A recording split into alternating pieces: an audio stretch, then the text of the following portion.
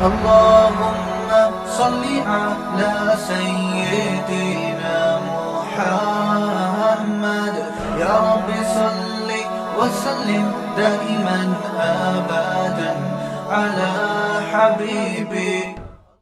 الحمد لله رب العالمين، والصلاة والسلام على رسوله سيد الأنبياء والمرسلين محمد وآله وأصحابه أجمعين.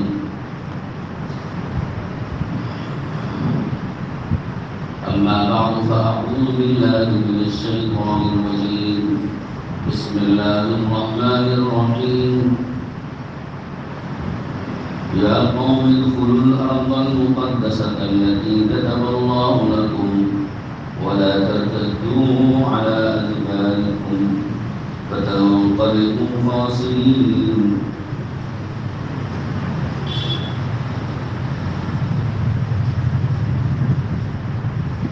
وقال تعالى: سبحان الذي يسرى بعبده ليلا من المسجد الحرام إلى المسجد الأقصى الذي باركنا فيها.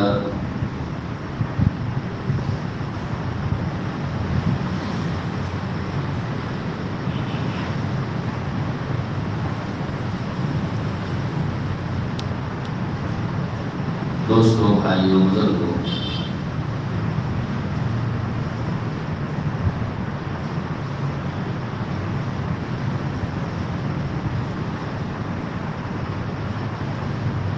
میں نے قرآن پاک کی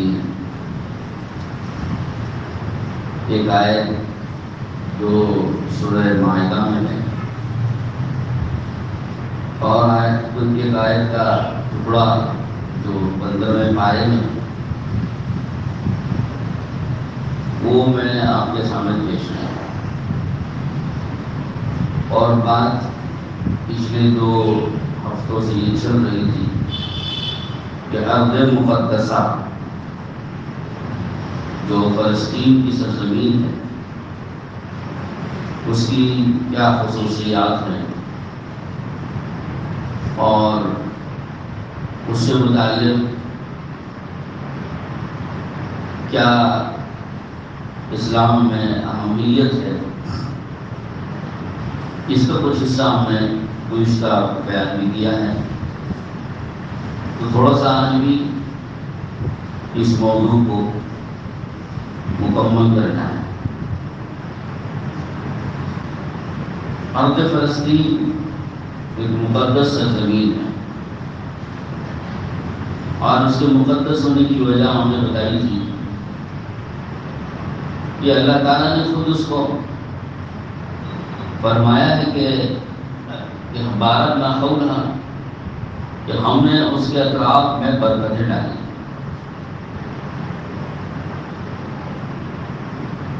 اس کی جو برکتیں ہیں وہ برکتیں ظاہری بھی ہیں اور باطنی اور روحانی اور دینی برکتیں بھی ہیں. ظاہری برکتیں یہ کہ اللہ تعالیٰ نے اس سرزمین میں بہت ساری ایسی پیداوار اور اس میں پیدا فرمائی ہے کہ اس کی وجہ سے وہاں مختلف قسم کے پھل اور میوے جو دنیا میں اور کہیں زیادہ نہیں پیدا ہوتے، اللہ پاک نے اس سرزمین میں اس کی تاثیر رکھی ہے اور وہ وہاں پیدا ہوتے ہیں. اس کے علاوہ باطنی اور روحانی اعتبار سے برکتیں اللہ نے اس طرح رکھی ہیں کہ وہ سرزمین بہت شروع سے آباد ہوئی ہے. شروع دنیا کے ابتدا سے وہ زمین آباد ہوئی اور وہاں ہمیشہ انسان بستے رہے اور ان میں بے شمار انبیاء اکرام علیہ الصلوات و تسلیمات تشریف لاتے رہے اور وہ انبیاء کا مقام بعثت بھی رہا کہ اللہ نے وہاں انبیاء کو مبعوث فرمایا. پھر انبیاء اکرام وہاں پر مدفون بھی ہوئے اور انبیاء کا وہ مرکز رہا، بے شمار انبیاء وہاں مستقل کا آنا جانا اور پیدا ہونا اور زندگی گزارنا اور وفات پانا. تو یہ اللہ رب العزت نے انبیاء کی سرزمین اس کو قرار دیا. اور پھر انبیاء خود انبیاء جب اتنے سارے تو اولیاء کرام بھی اتنے رہنے ہوں. ہر نبی کے ماننے والے بعض خاص لوگ ہوتے ہیں جن کو اللہ صدیقیت کا مقام دیتا ہے. تو ایسے صدیقیت کا مقام پانے والے لوگ بھی بعض. اور اس کے علاوہ ان نبیوں کی قوموں میں عام لوگوں میں بہت سارے نیک لوگ اولیاء اللہ اور عبادت گزار اور ایسی لمبی لمبی عبادتیں کرنے والے کہ جو جس طرح کی عبادت کرنے سے آن ہم قاصر ہیں، ایسی لمبی لمبی عبادتیں کرنے والے عبادت گزار اور قطب اور ابدال اور اولیاء، اللہ رب العزت نے اس سرزمین کو ایسے لوگوں سے آباد رکھا ہمیشہ سے.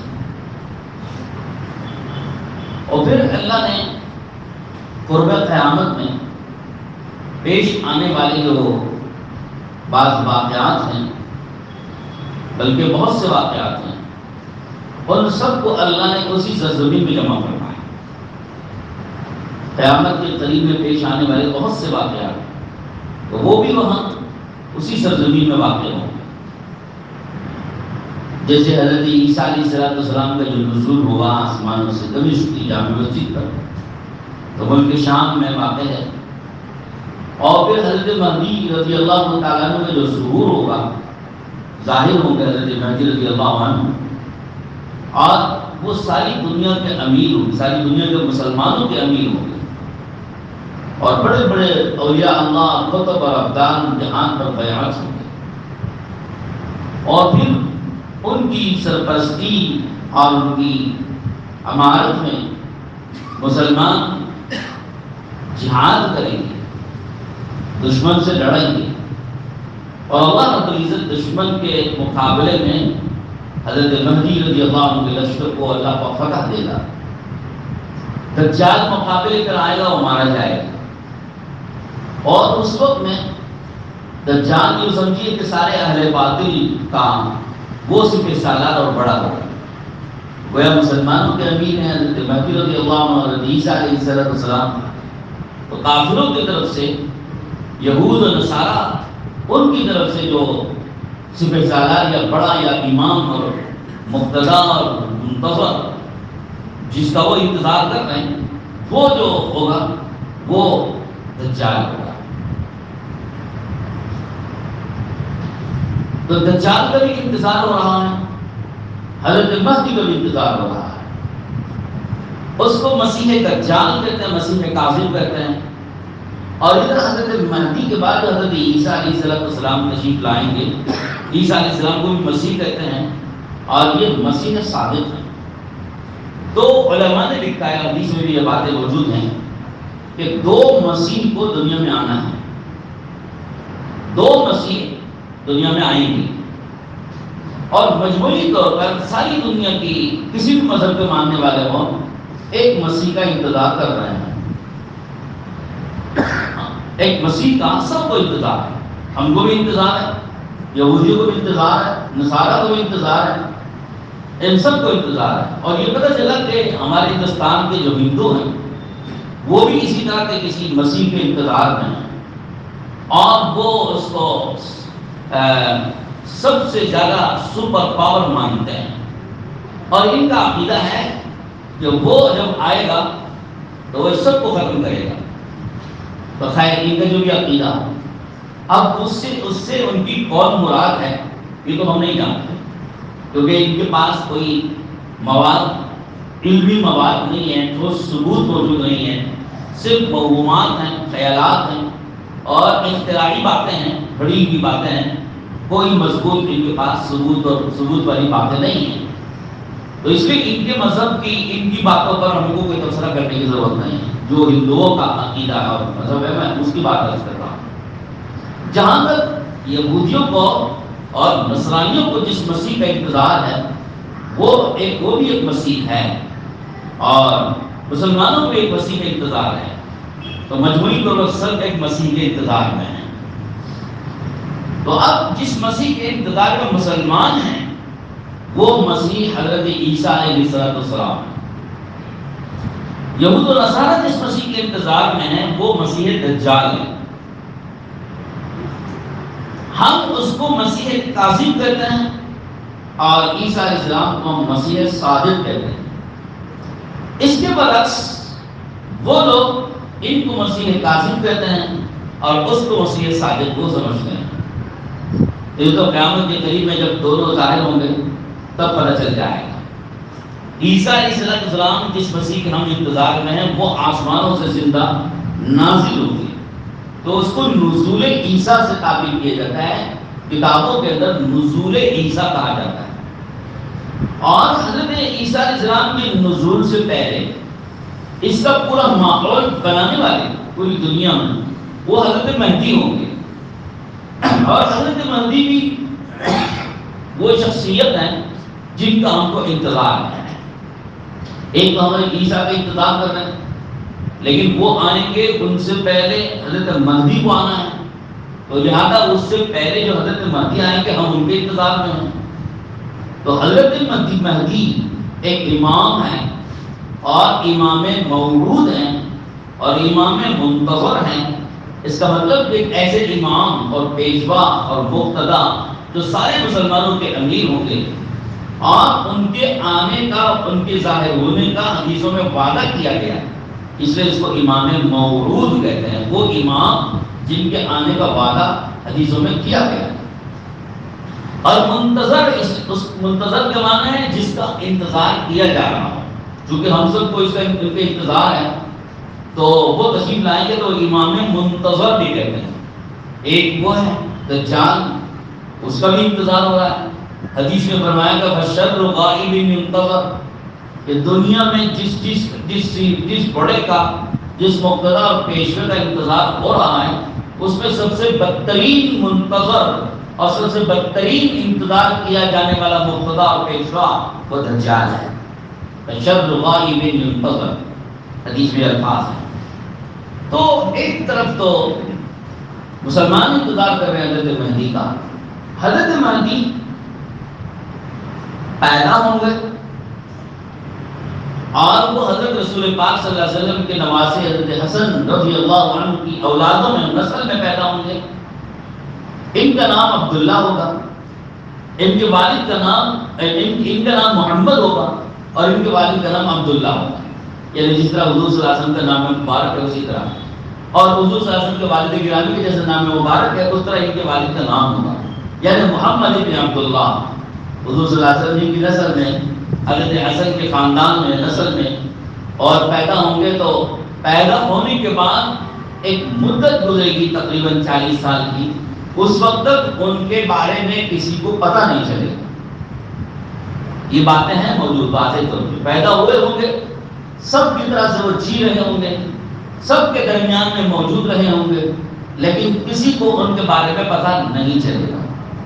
جس وقت میں اللہ رب العزت کو اپنا وہ ارادہ پورا کرنا ہے جس کا وعدہ حدیث میں کیا گیا ہے، اس وقت میں حضرت مہدی رضی اللہ تعالیٰ عنہ کو ایک ہی رات میں اور ایک ہی شب میں وہ ساری قابلیتیں اور وہ ساری صلاحیتیں ان کے اندر میں اللہ پاک پیدا کرے گا، اور اسی موقع پر مسلمان ان کے ہاتھ پر بیعت ہوں گے، اور حرم شریف میں کعبۃ اللہ کے سامنے اور رکن یمانی اور حجر اسود کے بیچ میں ان کو پہچان کر کے اولیاء اللہ ان کے ہاتھ پر بیعت ہوں۔ تو اس وقت میں ان کا وہ امام ہونا ظاہر ہوگا، اس سے پہلے کسی کو پتہ نہیں چلے گا۔ اس لیے کہتے ہیں اس کو ظہور مہدی، حضرت مہدی کا ظاہر ہونا، یعنی حضرت مہدی موجود تھے، سب کے درمیان پتہ کسی کو نہیں تھا، عین اس وقت اس موقع پر اللہ رب العزت اولیاء اللہ کو ان کی پہچان کرائے گا، کیونکہ اولیاء اللہ ان کی تلاش میں رہیں گے، اور اولیاء اللہ جب ان کو پا لیں گے اور اللہ رب العزت کو جب منظور ہوگا تب ان کی پہچان اللہ کرائے گا حضرت اولیاء کے قلوب کے اندر میں، تو وہ ان کو پہچان کر ان کے ہاتھ پر بیعت ہوں گے، تو اسی موقع پر چونکہ ظاہر ہوگا ان کا مہدی ہونا، اس لیے اس کو ظہور مہدی کہتے ہیں۔ تو یہ قیامت کے قریب ظہور مہدی ہونا ہے، اس کے بعد نزول عیسیٰ ہونا ہے، اور تیسرا خروج دجال۔ دجال موجود ہے، پیدا ہوا ہے، پتہ نہیں کس زمانے میں کتنے سالوں پہلے پیدا ہوا۔ خود حضور اکرم صلی اللہ علیہ وسلم کے زمانے میں ایک قافلہ صحابہ کے سمندر کے سفر میں گیا تھا اور ابن سیاد سے ملاقات ہوئی تھی۔ وہ بالکل بیڑیوں میں لپٹا ہوا بندھا ہوا تھا، صحابہ نے اس کو دیکھا، کشتی میں اس سے ملاقات ہوئی، عجیب الخلقت اور عجیب الحیت آدمی تھا، اور اس سے بات چیت بھی صحابہ کی، ایک لمبی گفتگو حدیث کی کتابوں میں موجود ہے۔ وہ جب صحابہ واپس آئے حضور اکرم صلی اللہ علیہ وسلم سے اس کا تذکرہ کیا، تو تب اللہ کے نبی علیہ السلام نے دجال کا تذکرہ کیا۔ تو ابھی روایتوں میں اس بارے میں اختلاف ہے کہ وہی شخص دجال تھا یا یہ دوسرا کوئی تھا، اور دجال قیامت کے قریب میں دکھائی دے گا۔ تو بہرحال روایات مختلف، بہرحال اتنی بات تو پتہ ہے کہ سمندر میں کسی جگہ پر وہ چھپا ہوا ہے، اور وہ جگہ کہاں ہے آج تک کسی کو دریافت نہیں ہوئی، وہ کس حالت میں ہے کسی کو اس کا پتہ نہیں ہے۔ جب اللہ کو منظور ہوگا وہ آخری وقت میں اللہ رب العزت دجال کو وہاں سے آزاد کر کے باہر نکالے گا، اور وہ سمندروں سے باہر آ کر کے وہ جو ہے دنیا میں ظاہر ہوگا، اور یہودی اس کے انتظار میں ہیں، چاہتے ہیں یہودی کو اس کی آمد سے پہلے ایک تخت تیار کیا جائے تاکہ وہ دجال اس تخت پہ بیٹھ کے دنیا پر حکومت کر سکے۔ اس کے لیے یہودی یہ ساری سازشیں کر رہے ہیں، بیت المقدس پر قبضہ کرنا، وہاں اس دجال کی مندر بنانا، ہیکل سلیمانی تعمیر کرنا، اور اس پر دجال کا تخت تیار کر کے دجال کو وہاں آ کر بیٹھنے کے لیے اس کی تیاری کرنا۔ اس کے لیے مرے جا رہے ہیں یہودی، اور اس کے لیے قبضہ کر کے اور بیت المقدس کو شہید کرنے کے چکر میں ہے۔ تو یہ تو قیامت تک نہیں ہونے والا ہے، کیونکہ اللہ کے نبی نے صاف فرما دیا کہ دجال پوری دنیا میں گھومے گا مگر 3 جگہ نہیں جا سکتا، بیت اللہ میں نہیں جا سکتا، مسجد نبوی میں نہیں جا سکتا، مسجد اقصی میں نہیں جا سکتا۔ اب وہی مسجد اقصی ہے، اس کو گرا کر کے وہاں دجال کا تخت بنے گا تو کیسے جائے گا؟ تو بہرحال یہودی اپنا خواب پورا کرنا چاہتے ہیں غرض، تو لہذا مسلمان مزاحمت کر رہے ہیں کہ بھائی ہماری زمین پہ قبضہ کر کے، ناجائز قبضہ کر کے تم یہاں دجال کا تخت بنانے کی سازش کرتے ہو ہماری زمین پہ، جبکہ اللہ کے نبی علیہ السلام نے کہہ دیا ہے کہ یہاں تو وہ نہیں آ سکتا، پھر تو تمہیں اس کا جواز کیسے؟ اس لیے مسلمان مزاحمت کر رہے ہو، لڑ رہے ہیں۔ تو خیر یہ جو دجال آئے گا تو اس آنے کو خروج دجال کہتے ہیں۔ تو 3 علامتیں ہو گئی، یہ بات میری یاد رکھ لیجیے، 3 علامتیں، بڑی بڑی علامتیں جو قیامت کے قریب میں ظاہر ہو رہی ہیں۔ ایک خروج دجال، یعنی دجال کا نکلنا، ظاہر ہے کہ یہ لفظ جو حدیثوں میں آیا ہوا ہے خروج دجال، دجال کا نکلنا، اس کا مطلب ہے کہ دجال پیدا ہوا ہے اور زندگی گزار رہا ہے اور رہ رہا ہے، قیامت کے قریب میں وہ باہر نکلے گا۔ تو کوئی جگہ ہے جہاں پر وہ چھپا ہوا ہے، وہاں سے وہ نکلے گا، اسی لیے تو یہ لفظ بولا جا رہا ہے کہ خروج دجال۔ تو لفظ خروج دجال ایک علامت، اور ظہور مہدی 2 علامت، نزول عیسیٰ 3 علامت، تینوں کے لیے الگ الگ الفاظ بولے گئے۔ یہ قیامت کے قریب کی 3 بڑی علامتوں میں سے ہے، اور یہ سب ایک وقت میں ظاہر ہونا ہے۔ خروج دجال کے اس لفظ سے مجھے ایک بات اور یاد آئی جو عرض کرنے کو جی چاہتا ہے۔ آپ نے یا اسکول کے طلبہ نے ایک لفظ پڑھا ہوگا جس کو برمودا ٹرائنگل کہتے ہیں۔ برمودا ٹرائنگل ایک لفظ آپ نے سنا ہوگا یا پڑھا ہوگا کتابوں کے اندر میں، تیکون، برمودا تیکون، یعنی 3 کونی علامت ہے، اس کو برمودا اس کو علاقے کا نام ہے، اور اس علاقے کے ساتھ وہ تیکون کا لفظ بولتے ہیں، 3 کونی کا لفظ۔ یہ تیکون کیا لفظ ہے؟ تیکون ٹرائنگل کیا چیز ہے یہ؟ اس کے سلسلے میں بہت سی باتیں آپ کو تو گوگل میں بھی ملیں گی، ممکن ہے آپ نے اگر سرچ کیا ہوگا تو دیکھا ہوگا، نہیں دیکھ کیا ہے تو دیکھنے سے پتہ چل جائے گا. یہ اسٹیپ بائی اسٹیپ یہودیوں کے پروگرام کی کڑیاں ہیں جو سب سے آخر میں جا کر کے ایک شخص پر منتهی ہو جاتی ہیں. وہ شخص ہے دجال. تو دجال سب سے اوپر میں ہے، اور یہ اس کے نیچے اسٹیپ بائی اسٹیپ جو پلان ہے یہودیوں کا، منصوبے ہیں یہودیوں کے، وہ ہیں جو اسٹیپ وائز وہ پورا کرنا چاہتے ہیں. اور سارے سب سے آخر میں جو ان کا منصوبہ ہے وہ ایک شخص کا ظاہر ہونا ہے، نکلنا ہے، اور وہ ہے شخص دجال. وہ دجال کی حکومت پوری دنیا پر قائم کرنا ان کا منصوبہ ہے تو تھوڑی سی نہتی قوم، ذلیل، رسوا، بدنام زمانہ، انتہائی درجے گھٹیا اخلاق کے اعتبار سے، کردار کے اعتبار سے، اوصاف کے اعتبار سے اور زندگیوں کے اعتبار سے انتہائی گھٹیا قوم ہے. کبھی کسی سے کوئی معاہدہ قائم نہیں رکھتی ہے، معاہدوں میں جھوٹے ہیں ایک نمبر کے، اور سود خور ہیں، اور اخلاق میں انتہائی درجے کی گراوٹ ان میں پائی جاتی ہے.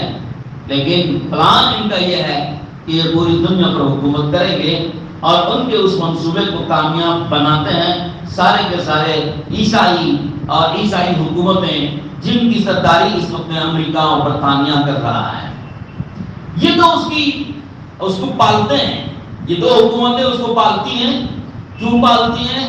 اس میں اس کا کیا راز ہے، یہ ایک الگ داستان ہے جو ایک سیاسی فہم اور بصیرت رکھنے والے نہیں سمجھ سکتے ہیں. اس کو آپ بہرحال اگر کوئی جاننا چاہتا ہے تو اس میں اس کو تلاش کر لیں، میرا وہ موضوع اس وقت میں نہیں ہے.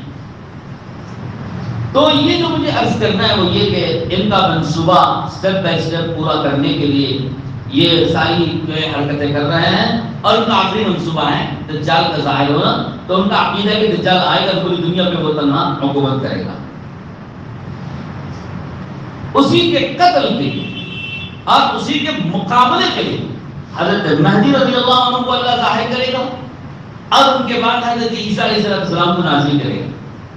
اور آپ کو تعجب ہوگا، یہودی جس امام کے منتظر ہیں اور جس کو یہ سمجھتے کہ یہ دنیا کا سب سے سپر پاور ایک شخص آئے گا اور پوری دنیا پر تنہا وہ حکومت کرے گا، ایک ورڈ، ایک قانون، ایک مذہب اور ایک بادشاہ، یہ ان کا منصوبہ.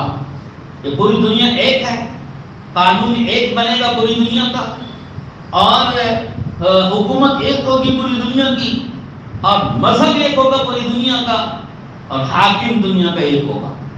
یہ ان کا منصوبہ ہے. آپ سوچ لیجیے کتنی بڑی سوچ. اور اللہ رب العزت نے ایسی بڑی طاقت کو توڑنے اور اس کو قتل کرنے کے لیے ہمارے اپنے پروگرام کے تحت حضرت مہدی کو اور ان کے بعد حضرت عیسیٰ کو نازل کرے گا. اور اس کو کوئی یقین ہے، اس کو یقین ہے کہ عیسیٰ اسے قتل کریں گے. اس لیے کہتے ہیں کہ جیسے حضرت عیسیٰ علیہ السلام کو وہ دیکھے گا، دیکھتے ہی اتنا بڑا سلطنت والا اور اتنی بڑی سلطنت کا خواب دیکھنے والا دجال پگھلنا شروع ہو جائے گا. صرف دیکھتے ہی پگھلنا شروع ہو جائے گا. عیسیٰ علیہ السلام کی پر نگاہ پڑتے ہی وہ گھلنا اور پگھلنا اور گھٹنا شروع ہو جائے گا، اور ان سے جان بچا کے بھاگنا شروع کرے گا. اور عیسیٰ علیہ السلام اس کو بھگاتے ہوئے جائیں گے تلوار میں کر کے، باب لد پر پکڑ کے اس کی گردن کو تن سے جدا کریں گے. باب لد پر جو وہیں پر فلسطین میں واقع ہے باب لد، تو باب لد پر دجال کو پکڑ کے حضرت عیسیٰ قتل کریں گے. عیسیٰ علیہ السلام کے ہاتھ سے وہ مارا جائے گا. تو حضرت عیسیٰ جب اس کو قتل کریں گے اس کے بعد ان کی حکومت ٹوٹے گی، اور یہودی اپنی جان بچاتے ہوئے بھاگیں گے. اور اپنی جان بچانے کے لیے یہودی بھاگیں گے تو کوئی جان ان کی بخشی نہیں ہوگی. پتھر اور درخت بھی کہے گا میرے پیچھے یہودی چھپا ہوا ہے، مسلمان اے مومن اے اللہ کے ولی آ جائے اس کو قتل کر، میرے پیچھے چھپا ہوا ہے.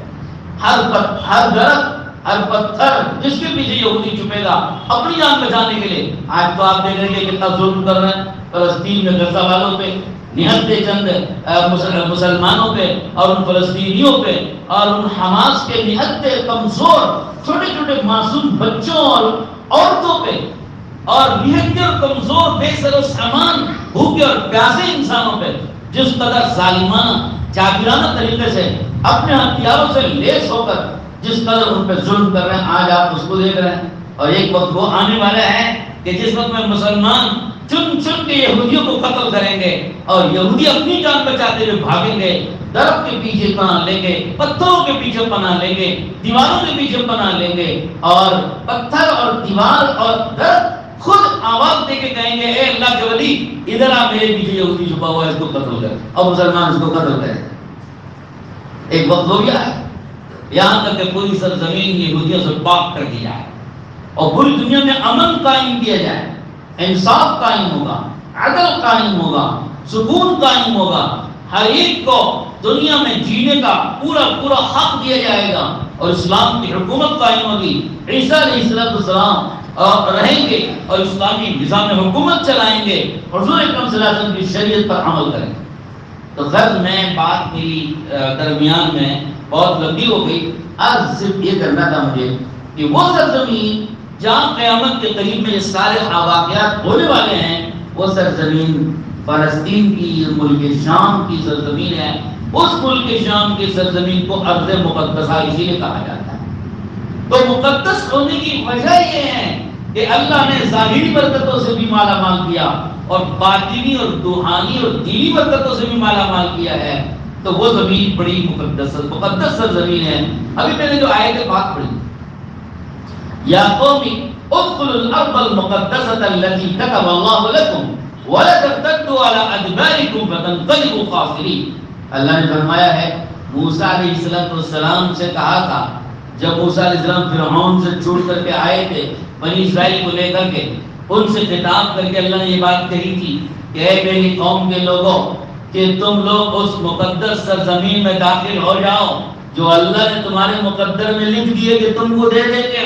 وہ زمین اور اس کی حکومت اور اس کے ملک و مال، تخت و تاج اور اس کی ساری برکتیں اور اس کے سارے خزانے تمہارے حوالے ہم کر دیں گے. ذرا تم اس مقدس سرزمین میں داخل ہو جاؤ. ادخلو، داخل ہو جاؤ. اللہ نے صرف داخل ہونے کو کہا تھا. موسیٰ علیہ السلام کی قوم بنی اسرائیل تھی تو انہوں نے کیا کیا؟ اور یہ اللہ نے فرماتے ولا ترتدوا علی ادبارکم کہ تم لوگ الٹے پاؤں بھاگ کے مت آنا. یہ بات یاد رکھنا، داخل ہو جاؤ وہاں الٹے پاؤں، وہاں کے حالات دیکھ کے الٹے پاؤں بھاگ کے مت آنا ورنہ تم خسارے میں پڑ جاؤ. یہ قرآن کی آیت میں. تو علماء نے لکھا ہے کہ وہ ارض مقدسہ جس کا اس آیت پاک میں تذکرہ ہے وہ کون سی ارض مقدسہ ہے؟ تو کہتے ہیں کہ وہی ملک شام اور فلسطین کی وہ سرزمین ہے، اسی کو اللہ نے یہ کہا تھا. اور بات یہ کہ وہاں داخل ہو جاؤ اور وہاں سے واپس لوٹ کے مت آؤ، یہ کہنے کی ضرورت کیوں پڑی؟ اس لیے کہ وہاں اس زمانے میں ایک قوم آباد تھی جس قوم کو قوم عمالیق کہتے ہیں، عمالقہ. وہ عمالقہ کی جو قوم ہے وہ قوم عاد کی نسل کے باقیہ لوگ ہیں. قوم عاد کون آدمی ہیں؟ تناؤ اور درختوں جیسے جسم، بڑے بڑے جسم، ایک اونچے اونچے قد والے اور یہ بڑے بڑے جسموں والے، ایسے بڑے بڑے جسم. ہم نے ایک کتاب میں پڑھا تھا، ابھی میں آگے سناؤں. موسیٰ علیہ السلام کے بنی اسرائیل کے لوگوں کو اللہ نے حکم دیا ان سے جہاد کرنے کے لیے جانا ہے تم کو. فرعون سے نجات دے دی اور کہا ان سے جہاد کرنے کے لیے جانا ہے، لیکن صرف یاد رکھنا جہاد کرنے لڑنے کی ضرورت نہیں، بس تم داخل ہو جاؤ، باقی کام ہم کر لیں گے. اللہ نے کہا باقی ہم کر لیں گے، صرف تم داخل ہو جاؤ. تمہیں دیکھتے ہی ان کے اوپر ایسا روک طاری ہوگا وہ علاقہ فتح ہو جائے گا. گھبرانا مت. پہلے ہی نصیحت کر دی.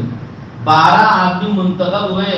موسیٰ علیہ السلام کی قوم بنی اسرائیل کے لوگوں نے کہا کہ حضرت موسیٰ پہلے ذرا ہم دیکھ کر آتے ہیں کہاں جانا ہے، کتنی دور ہے وہ زمین، کون وہ لوگ ہیں جن سے لڑنے کو، جہاد کرنے کو، جس سرزمین میں جانے کو کہا جا رہا ہے، ہم دیکھ کر آتے ہیں. جب دیکھنے کے لیے گئے تو کہتے ہیں کہ ایک آدمی صرف چرواہا جانور چرا رہا تھا، اس سے ملاقات ہو گئی. اس نے پوچھا کہ بھائی کیسے آنا ہوا؟ 12 آدمی جو قوم کے بڑے بڑے سردار تھے ان لوگوں نے کہا کہ اللہ نے ہم کو حکم دیا ہے تم سے جہاد کرنے اور تم سے لڑنے کا، تو ہم دیکھنے کے لیے آئے تھے. تو اس نے ہنسی اڑا کے کہا اچھا ہم سے لڑو گے تو ذرا چلنا بادشاہ سے ملاقات کرتے ہیں. تو کتاب میں لکھا ہے کہ 12 کے 12 آدمیوں کو اس ایک چرواہے نے 2 بغل میں دبا لیا. 12 آدمیوں کو بغل میں ادھر 6 اور ادھر 6 چھ کو بغل میں دبا کر کھینچ کے لے گیا بادشاہ کے دربار کہ لیجیے جناب یہ چڈو لوگ ہیں اور یہ ہم سے جہاد کرنا چاہتے ہیں، لڑنے کے لیے آنا چاہتے ہیں، ذرا ان سے بات کیجیے۔ بادشاہ نے پوچھا تو ساری بات انہوں نے بتائی۔ تو اب بادشاہ نے کہا اب تو یہ گرفتار ہو گئے، ان کا کیا کرنا ہے؟ کسی نے کہا قتل کر دو، کسی نے کہا قید میں ڈال دو، کسی نے کہا نہ ان کو چھوڑ دو، جانے دو، جا کے اپنی قوم کو ہمارے حالات اور ہمارا جغرافیہ، ہمارا جو جسم و جثہ ہے اور ہماری طاقت و سلطنت ہے ذرا سنانے دو، پھر اگر ہمت ہو تو لڑنے کے لیے آنے دو۔ تو بادشاہ نے یہ رائے پسند کی، بھیج دیا ہوں۔ وہ جا کے موسیٰ علیہ السلام کو کہا کہ حضرت ہم ہاتھ جوڑتے ہیں، ایسی قوم سے لڑنے کے لیے ہم کو مت بھیج دیا، کوئی کیا بات ہے، ایسی ایسی بات ہے۔ موسیٰ نے کہا چپ رہنا، منہ مت کھولنا، زبان مت کھولنا، بتانا کسی نہیں، خاموش رہنا۔ اللہ نے وعدہ کر لیا ہے کہ صرف امبو دروازے تک جانا ہے، لڑنا نہیں ہے۔ تم گھبراؤ مت، کسی سے کہنا مت، اپنے منہ میں زبان کو بند رکھ کے چپ رہنا، رات کو بات مت کر۔ انہوں نے کہا ٹھیک ہے آپ کی بات مان لیتے ہیں، لیکن وہ جو گھبراہٹ اندر بیٹھی ہوئی تھی نا، اس گھبراہٹ سے ایک نے اس کو، ایک نے اس کو، ایک نے اس کو کہہ دیا۔ اب وہ دیکھتے دیکھتے پوری خبر قوم میں پھیل گئی، ساری قوم بھاگ گئی کہ حضرت موسیٰ ہم کو مروانے لے جائے ہو کیا؟ ایک فرعون سے چھڑایا یہاں مروانے کے لیے، قوم مالک سے لڑ کے مروانے کے لیے ہم کو لے جائے۔ اذهب انت وربك فقاتلا انها هنا قاعدون۔ قرآن میں آیت اللہ نے اس کی نقل کر کے ان کا قول بتا دیا۔ حضرت موسیٰ سے کہنے لگے موسیٰ آپ اور آپ کی قوم جا کے لڑ لیجیے، ہم کو وہاں مت پروائیے، ہم تو نہیں آ سکتے۔ انکار کر دیا۔ اللہ رب العزت کو بڑا غصہ ہے، بڑی ناراضگی ہے، کیسے کم بختو، ابھی دیکھا دریا میں ہم نے فرعون کو، پوری قوم کو ڈبو کے ان کی آنکھوں کے سامنے غرق کر کے بتایا، کچھ بھی کرنا نہیں پڑا، اور ہم نے اسی سمندر میں راستے دے کے ان کو پار کر کے بتایا، ایسی ہم نے ان کو کھلے آنکھوں مدد کیا ہے، کیسے کم بخت لوگ ہیں۔ اب ہم ان سے کہتے ہیں ملک شام میں جا کے قوم ممالک سے لڑو، اور لڑنے کی ضرورت نہیں، صرف دروازے تک پہنچو، باقی کا ہم کر دیں گے۔ اتنا بھی کرنے کو تیار نہیں ہے، کیسے کم بخت اور بزدل لوگ ہیں۔ اللہ نے کہا کم بخت پڑے رہو اسی میدان میں، اس میدان سے باہر جانا نہیں تم کو کہیں۔ چنانچہ میدان تیہ اس کو کہتے ہیں، 40 سال تک اسی ایک میدان میں گھومتے رہے، نہ باہر نکل سکے نہ اندر ہی کچھ کر سکے۔ 40 سال اللہ نے وہاں پر پڑھا، ان کو وہاں پر قید کر دیا۔ 40 سال کے بعد جب یہ سب کے سب مرا گئے، ان کی نسل آئی، نوجوان بچے پیدا ہوئے، کھڑے ہوئے، موسیٰ علیہ السلام کا بھی وفات ہو گئی، وہ انتقال ہو گئے، ان کے بعد اللہ رب العزت نے دوسرے پیغمبر کو پیدا کیا اور ان کو مبعوث کر کے فرمایا کہ وہ تو گئے بڈھے سب قبروں میں، ان کی نوجوان نسل ہے، ان کو لے کے جاؤ وہاں پہ جہاد کرو۔ تو چنانچہ ان کے بچوں کو لے کے وہ گئے اور جہاد کیا، اور وہ ملک فتح کو ملک شام اور اپنے ہاتھ میں آیا۔ تب سے موسیٰ علیہ السلام کے ماننے والے بنی اسرائیل کے قبضے میں وہ زمین آئی ہے۔ یہ ہے کہانی اس سرزمین کی جو مختصر سے میں نے آپ کو سنائی ہے۔ ابھی اس کی داستانیں بہت ہیں، آئندہ موقع ہوگا انشاءاللہ سنائیں گے۔ تو میں عرض کر رہا ہوں کہ قرآن مجید میں اس کو ارض مقدسہ کہہ کر اللہ جل شانہ نے ذکر کیا، اور اس کی ایک عجیب و غریب داستانیں اور کہانیاں اور تاریخ ہے جس کو پڑھنے کی ضرورت ہے، اور وہ اسلامی تاریخ ہے، کوئی ہندوؤں کی اور غیروں کی فرضی کہانیاں نہیں ہیں، اسلامی تاریخ کا حصہ ہے، اور قیامت کے قریب میں بہت سارے واقعات وہاں ہونے والے ہیں۔ اور میں نے عرض کر دیا کہ لوگ قبروں سے اٹھ کر کے میدان حشر کے لیے جو حساب و کتاب دینے کے لیے جہاں جمع ہوں گے وہ بھی ملک شام فلسطین کی زمین ہے، اس لیے ہم کو اس سے دلچسپی زیادہ ہے۔ اس لیے میں اسی پر اپنی بات کو ختم کر رہا ہوں، دعا کرتا ہوں کہ اللہ رب العزت ہم لوگوں کو اس بات کا فکر نصیب فرمائے کہ ہمارے دلوں میں یہ تڑپ ہو کہ بیت المقدس یہودیوں کے قبضے سے آزاد ہونا چاہیے، یہ مسلمانوں کا قبلہ اول اور مسلمانوں کی مسجد اور مسلمانوں کے انبیاء کا مرکز اور ان کا مدفن اور ان کا مبعث رہا ہے، لہذا وہ زمین ہمارے حوالے ہونی چاہیے۔ یہودیوں نے اس زمین پر ناجائز قبضہ کر کے ناجائز حکومت بنائی ہے اور اب ظلم و ستم کر رہی ہے، ہم یہاں بیٹھ کر کے ان کی کچھ مدد نہیں کر سکتے ہیں، تو کم سے کم دعا تو کیجیے، ارے کم سے کم دعا تو کریں، بولو اتنا تو ہم کر سکتے ہیں۔ ہر دن عصر کی نماز کے بعد یہاں پر تسبیح پڑھی جا رہی ہے، دعا ہو رہی ہے، یہ تو ایک فرضی ایک رسمی چیز ہے، لیکن میں اس رسمی چیز سے ہٹ کر ہم سب سے میں گزارش کرتا ہوں، اپنی اپنی تنہائیوں میں، اپنی اپنی نمازوں عبادتوں میں اس فلسطین کی سرزمین کو اور نہت کمزور مظلوم مسلمانوں کو یاد تو کر کے آنسو بہائیں اللہ کے بارگاہ میں کہ اللہ ہم کچھ نہیں کر سکتے، کم سے کم وہاں ان مسلمانوں کی مدد فرما، چونکہ وہ ہماری جگہ ہے۔ اللہ تعالیٰ ہم سب کو اس پہ عمل کی توفیق نصیب فرمائے اور وہ درد و غم و فکر نصیب فرمائے۔ اگر قرب و جوار میں ہم ہوتے، ہمارے اوپر واجب ہو جاتا ان کے ساتھ شریک ہو کے ان یہودیوں کے قلع قامہ کرنے کے لیے، ہم کو اپنی جسم و جثے کے ساتھ، جان و مال کے ساتھ وہاں پر اپنی جان کی بازی لگاتے ہیں، یہ ہم پر واجب ہو جاتا ہے۔